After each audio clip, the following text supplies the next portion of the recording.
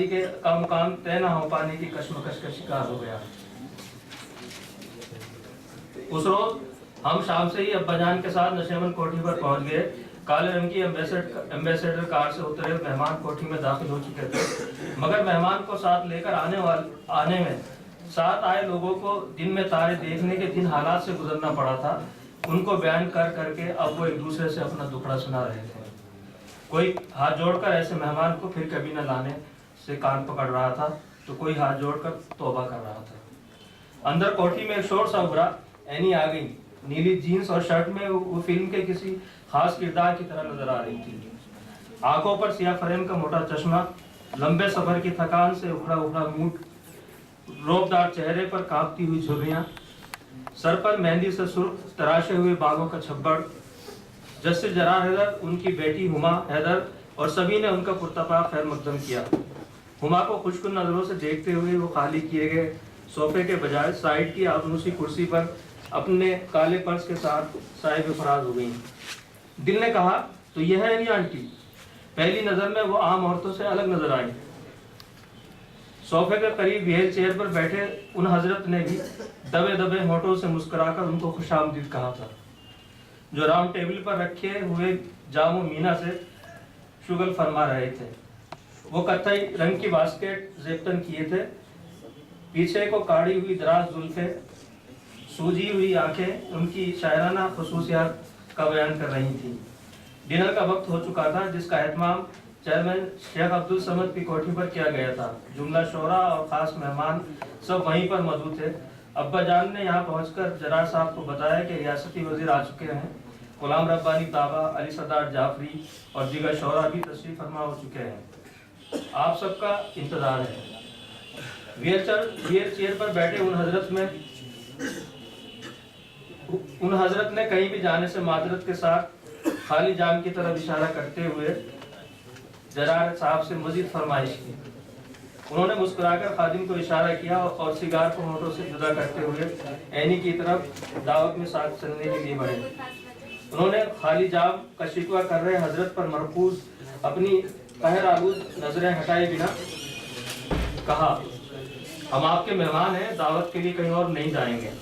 تب جسٹس صاحب نے ابا جان کو الگ لے جا کر انہیں کچھ سمجھایا، جس کے ساتھ ہی ان کو لے کر کار سمجھ صاحب کی کوٹھی کی طرف روانہ ہو گئی۔ میری نظریں اینی آنٹی کی پرکشش شخصیت سے ہٹنے کا نام نہ لے رہی تھی۔ سامنے بیٹھے ان حضرت کے دور پر دور چل رہے تھے اور سگریٹ کے کش بھی، میں گویا کہ کش بھی۔ شاید وہ اینی آنٹی کی قہر آلود نظروں کے مفہوم کو بھانپ گئے تھے۔ فخریہ لہجے میں گویا ہوئے، میڈم آپ نہیں جانتی، جو پیتے ہیں وہ جینیس ہوتے ہیں۔ وہ ہمارے غصے کے بیٹھے سے اٹھ کھڑی ہوئی اور ان پر برس پڑی۔ میں نہیں پیتی تو کیا میں تم سے کم ذہین ہوں؟ مسٹر جناب، تم سے کہیں زیادہ جینیس ہوں میں۔ اور اگلے ہی پل وہ اٹھ کر ہما حیدر کے ساتھ اندر چلی گئی تھی۔ مشاعرہ گاہ میں ناظم مشاعرہ اہم شعراء اور ادباء کے نام گناتے ہوئے نیٹور کی تاریخ میں یادگار شب کے اضافے کا فخری اعلان کر رہے تھے، جن میں شعر و ادب کی نامور ہستیاں ایک ساتھ اتنی بڑی تعداد میں جلوہ افروز تھیں۔ ناظم مشاعرہ نے کئی بار قرۃ العین حضرت صاحبہ کا نام بڑے ادب اور احترام کے ساتھ لیتے ہوئے بطور مہمان خصوصی ان سے ڈائس پر جلوہ افروز ہونے کی درخواست کی، مگر وہ خواتین کی گیلری میں اپنی نشست سے ٹس سے مس نہیں ہوئی۔ کنوینر مشاعرہ نے خود ان کے پاس جا کر معتبانہ گزارش کی، مگر انہوں نے ڈائس پر جانے سے صاف انکار کر دیا۔ اس دوران دہلی سے لانے والے صاحبان ضرور ایک دوسرے سے کاناپھوسی کرتے دکھائی دیے۔ یہ یادگار مشاعرہ کامیابی کے مراحل سے گزرنے لگا۔ اس بار کسی نے نہیں کہا تھا، مگر اینی آنٹی بخوشی ڈائس کی خالی چیئر پر سرفراز ہو گئیں۔ اگلے روز نشیمن میں سجاد حیدر یلدرم کی منعقدہ جلسے میں اپنی تعریف و توصیف سے الجھن محسوس کر رہی اینی آنٹی بیچ میں ہی مائک پر پہنچ کر بولی، آپ کی محبتوں کا شکریہ، میرے بارے میں آپ حضرات کی جو رائے ہے ہو سکتا ہے وہ کل بدل جائیں، تو ان باتوں میں وقت گنوانا کیا صحیح ہے؟ اور پھر جلسے کو جیسے صاف سونگ گیا تھا، جیسے تیسے ایک دو تقریروں کے بعد جلسہ اختتام کو پہنچا۔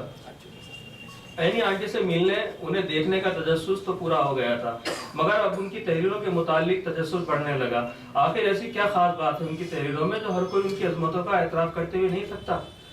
ان کی تخلیقات کے مطالعے کے ساتھ میرے دل میں بھی ان کی اہمیت اور عظمت کا احساس بڑھتا گیا اور ان کی خبر پانے کے لیے کان نشیمن کی طرف لگے رہتے۔ کئی برس بعد اس روز نشیمن میں نان کباب کی دعوت میں اینی آنٹی بھی شریک تھی۔ ہما باجی نے شرارتاً کہا، اینی خالہ، اسلم نے آپ کی کہانی پڑھی ہے، آپ کو معلوم ہے اس نے کہانی پڑھ کر کیا رائے قائم کی ہے؟ لمحے بھر کو اینی آنٹی کا ذہن ہماری طرف مرکوز ہوا۔ وہ یہ کہ فوٹوگرافر کی ہیروئن آپ خود ہیں۔ احمق۔ اور اسی کے ساتھ ہما باجی کا کہہ گئے نان کباب کی لذتوں میں کھو گئے تھے۔ اگلے روز بہت دیر صبح کالی ایمبیسڈر کار واپسی کے لیے نشیمن کے گیٹ پر لگ چکی تھی۔ باوردی ڈرائیور کی مستعدی سے محسوس ہوتا تھا کہ قافلہ چل چلاؤ ہے۔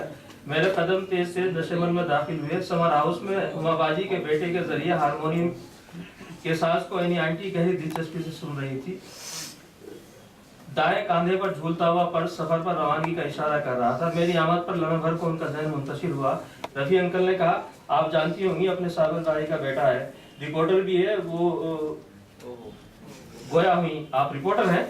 نیٹ ورک کی گندگی کا حال معلوم ہے؟ صرف خبریں لکھنے سے کچھ نہیں ہوگا۔ ایک ہمارے زمانے کا بھی نیٹ ورک تھا، صاف ستھرا، سڑکیں نالیاں صاف کرنے والوں کے ساتھ بجتی بھی مشق سے پانی چھڑکتے ہوئے چلتے تھے۔ اور پھر نیٹ ورک کی سادات سیدری کی جھیل میں کشتی کی سیر، مسلم شہروں کے حالات، عیسائیوں پر یہودیوں کے مظالم، انہیں گھیٹوں میں زندگی گزارنے پر مجبور کر دینے کے تاریخی واقعات اور مسلمانوں کی بدحالی کا موجودہ دور۔